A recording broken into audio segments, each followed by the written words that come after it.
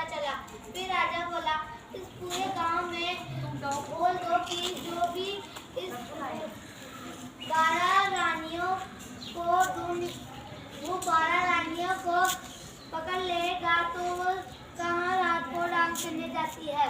तो वह रोजाना ही ऐसे चलने लगा। फिर एक दिन एक गांव से एक सैनिक आया तो उसने देखा पर वहाँ पे एक दादाजी सामान लेके जा रहे थे। वह उनसे चला नहीं जा रहा था।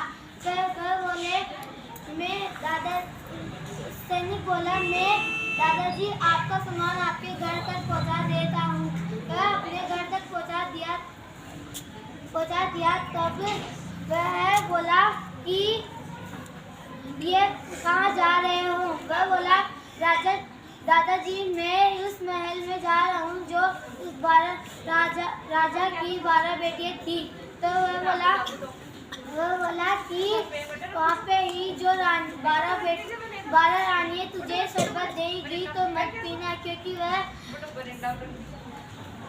उसकी दवाई पिलाई भी होगी। फिर वह नहीं पीता।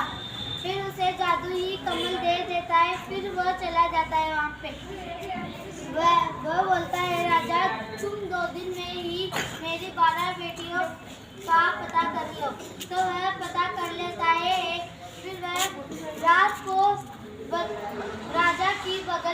रानियों का बगल में ही कमरा था। वह वहाँ पे सोने गया तो वहाँ पे ही बड़ी बेटी है ना, उसे दूध शरबत देने।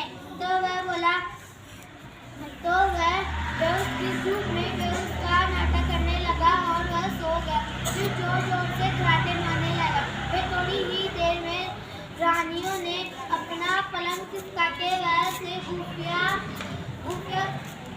खुफिया जगह में चली गई। फिर से थोड़ी दूर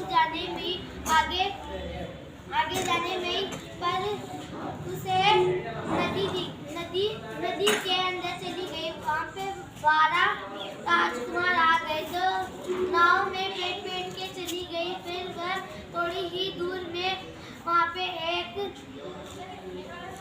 एक ही महल था, उसमें जाके ही डांस करने लगी।